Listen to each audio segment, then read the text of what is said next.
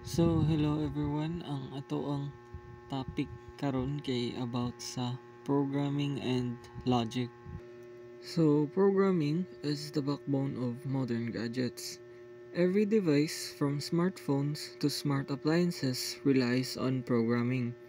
Without programming, automation and digitalization wouldn't exist. So, ang programming mauna ang pundasyon sa modern technology. Tungod ani nagpadagan sa daghang gamit apil na ng mga smartphone, computer ug uban pang mga smart appliances.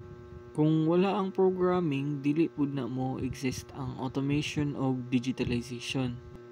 Then the evolution of programming languages. Programming languages have evolved from low-level machine code to modern high-level languages.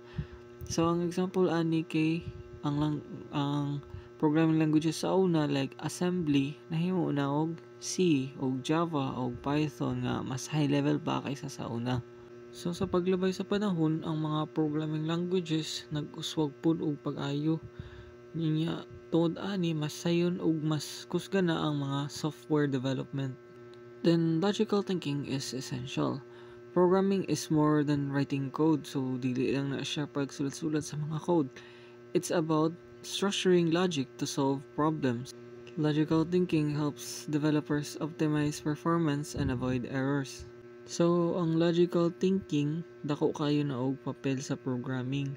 Kay kini makatabang sa pagsulbad sa problema o paghimo og solusyon o pagpalambo sa performance.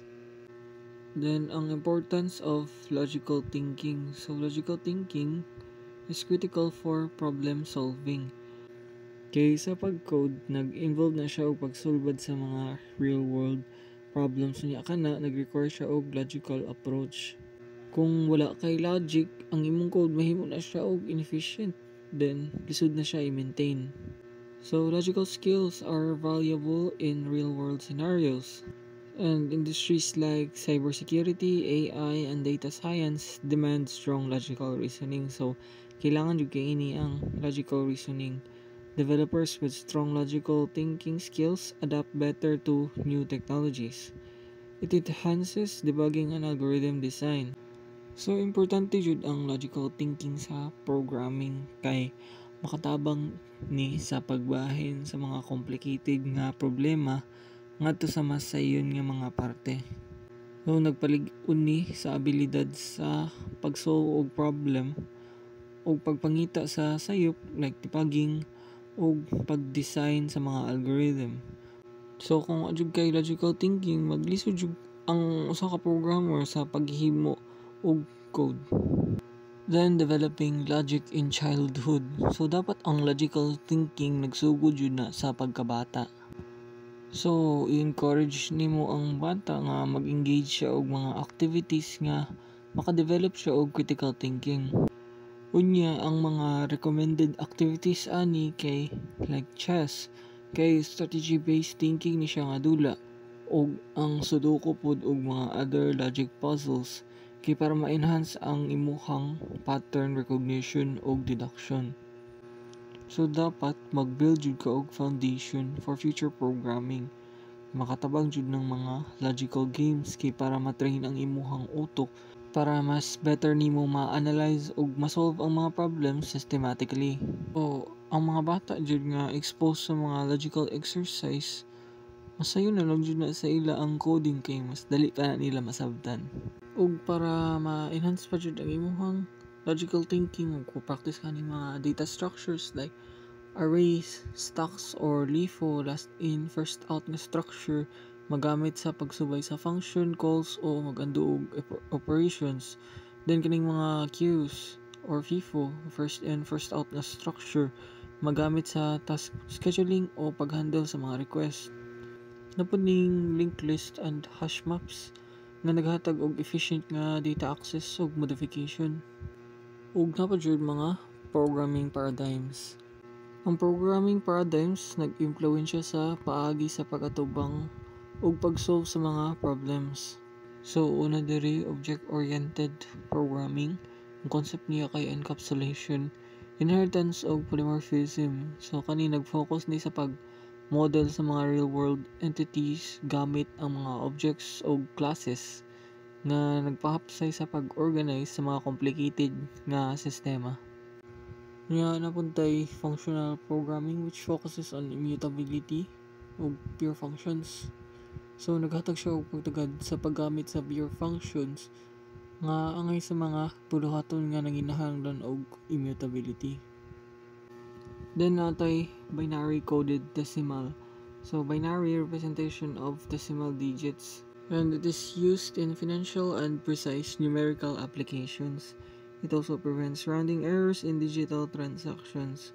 So ang binary coded decimal isa ni ka paagi sa pag-present sa decimal numbers diin ang kada numero niya gi-encode nga lahi sa binary, like mga zeros and ones. Then napod tayo hexadecimal in computing. So kani basic 16 system for compact data representation used in memory addressing and debugging, and it enhances human readability for binary systems.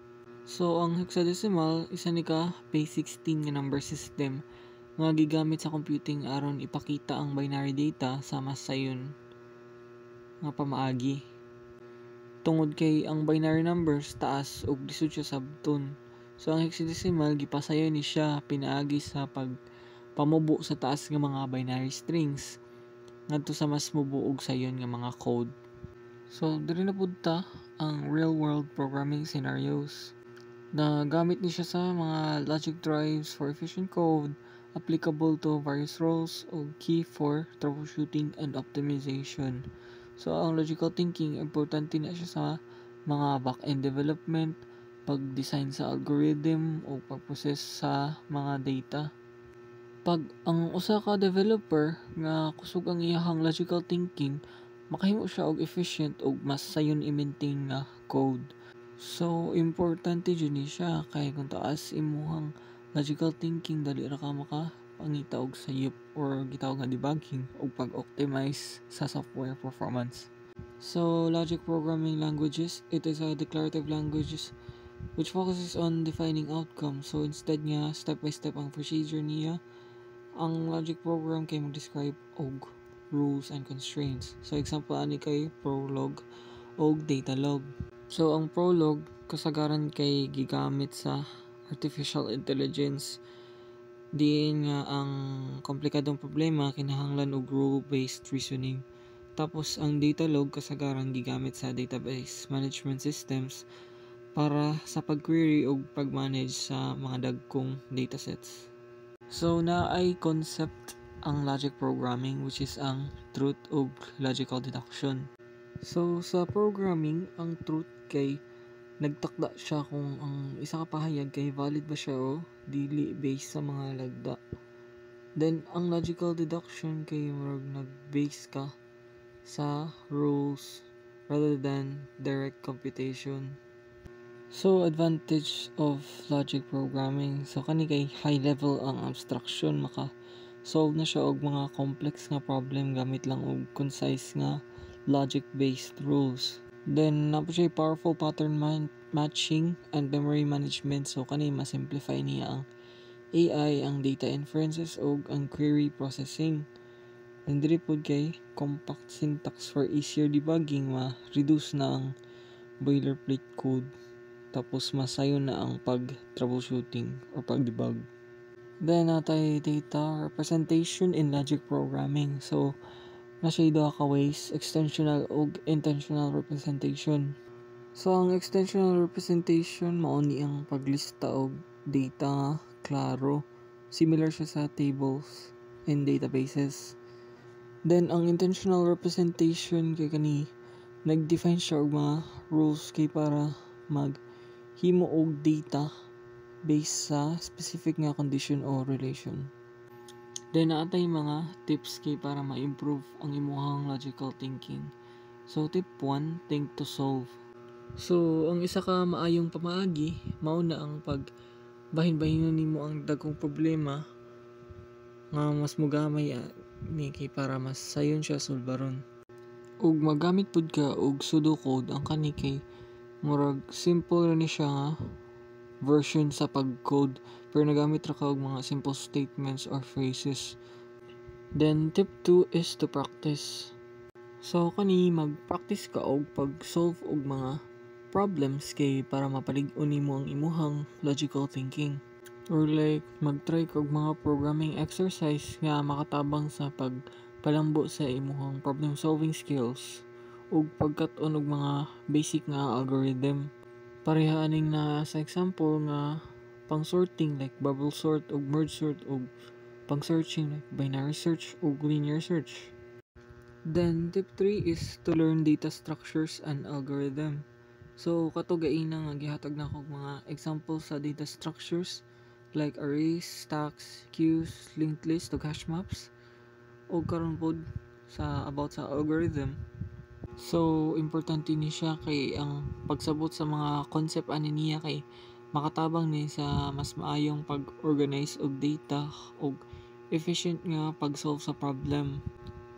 Then tip 4 is to learn programming paradigms. So gaina pod katong mga object-oriented programming ug ang functional programming. So ang pagsabot sa mga lahi-lahi nga paradigms kay makatabang na sa isa ka programmer sa pagpili sa kung unsay angay nga pamaagi para sa iyahang proyekto. Then tip 5, review others' code. So naay murag mga platform like GitHub nga makakita ka drag mga code sa lain kay para mag-reference kintahay nimo, or like mag-review ka sa mga solutions sa experienced developers kay what if mas na-solve pa day niya ang isa ka problema nga mas efficient pa nga way kaysa sa imuha. So in conclusion, ang kusog nga logical thinking importante kayo na sa kalampusan sa programming. Kung padayon ka mag-practice o mag-learn, makatabang jud na siya sa pag-enhance sa imuhang coding skills.